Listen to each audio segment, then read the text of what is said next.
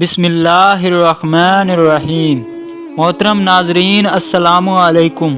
ایک تجویز پیش کی کہ قرآن اندازی کی جائے، جس کا نام پرچی میں نکلے گا وہی سزا کا حقدار ہوگا، ہم اسے کشتی سے نکال دیں گے۔ چنانچہ قرہ ڈالا گیا، پرچی میں حضرت یونس علیہ السلام کا نام نکلا۔ اس عمل سے لوگوں کو اطمینان نہیں ہوا، پھر قرہ ڈالا گیا تو حضرت یونس علیہ السلام کا نام دوبارہ نکلا۔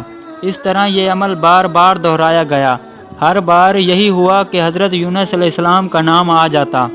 حضرت یونس علیہ السلام نے کہا کہ میں ہی رب کا نافرمان ہوں، خدا کا حکم بھی یہی ہے، مجھے دریا میں ڈال دو، تمام مسافروں کی جان بچ جائے گی۔ حضرت یونس علیہ السلام نے کشتی کے مسافروں سے اور کشتی چلانے والے ملاح سے بار بار کہا کہ وہ کشتی سے چھلانگ لگانے کے لیے تیار ہیں، اس لیے کہ میں نے اللہ تبارک و تعالیٰ کے حکم کا انتظار نہیں کیا۔ آخر کار کشتی کے مسافر اور ملاح نے مان لیا اور حضرت یونس علیہ السلام کو دریا میں پھینک دیا۔ دریا میں ایک مچھلی حضرت یونس علیہ السلام کی طرف بڑھی اور نگل گئی۔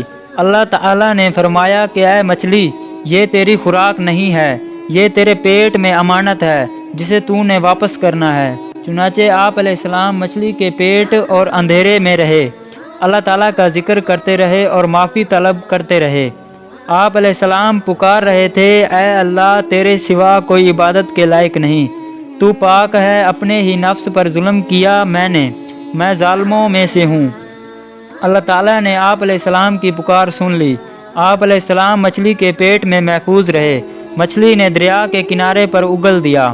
آپ علیہ السلام مچھلی کے پیٹ سے جب باہر آئے تو آپ علیہ السلام بہت کمزور اور نڈھال ہو گئے تھے۔ آپ علیہ السلام نے کھلی فضا میں سانس لیا اور اللہ کا شکر ادا کیا۔ اللہ تعالیٰ نے حضرت یونس علیہ السلام سے فرمایا، اگر تو مچھلی کے پیٹ میں میری پاکی بیان نہ کرتا تو تو نجات حاصل نہ کرتا۔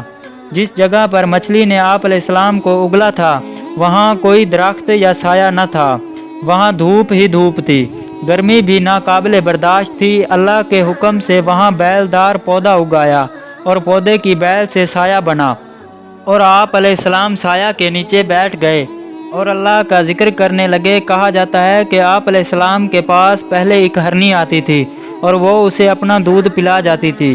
وہ ہرنی آئی اور اسے دودھ پلا کر چلی گئی۔ اللہ تعالیٰ فرماتا ہے، ہم نے بغیر گھاس کے زمین پر ڈال دیا اور وہ بھی پاک تھا، اور ہم نے ایک بیل دار درخت اگایا اور ہم نے ایک لا آدمی کی طرح بھیجا، اور پھر وہ لوگ اس پر ایمان لائے۔ ملک نینوا چھوڑ دینے کے بعد آپ علیہ السلام کی قوم آپ کو بہت یاد کرنے لگی۔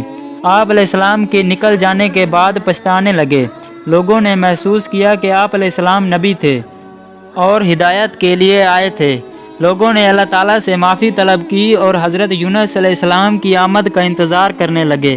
لوگوں نے اقرار کیا، ہم اللہ تعالیٰ پر ایمان لائے اور اس بات پر بھی کہ حضرت یونس علیہ السلام اللہ تعالیٰ کے بھیجے ہوئے نبی ہیں، اور آپ علیہ السلام کے لائے ہوئے پیغام پر یقین رکھتے ہیں اور حضرت یونس علیہ السلام کی تصدیق کرتے ہیں۔ اور قوم کے لوگ ایک دوسرے سے کہنے لگے کہ اگر حضرت یونس علیہ السلام ہمارے درمیان آ جائیں تو ہم سب ان کی تنظیم کرنے لگیں گے، ان کے حکم پر عمل کریں گے۔ اللہ تعالیٰ نے حضرت یونس علیہ السلام کو حکم دیا کہ وہ اپنی قوم کی طرف جائیں اور اللہ کا پیغام سنائیں، انہیں برائی سے روکیں اور نیکی کی طرف بلائیں، لوگوں کو آپس میں ایک دوسرے سے اچھا سلوک کرنے کی تلقین کریں۔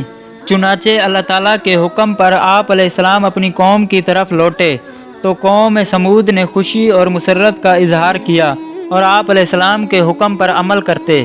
دوستو، امید کرتے ہیں کہ ویڈیو آپ کو پسند آئی ہوگی۔ اگر ویڈیو آپ کو پسند آئی ہو تو ویڈیو کو لائک، چینل کو سبسکرائب اور جو آپ کے دل میں آئے ایک پیارا سا کمنٹ کر دیں۔ ملتے ہیں ایسی ہی کسی نیکسٹ ویڈیو میں۔ جزاک اللہ۔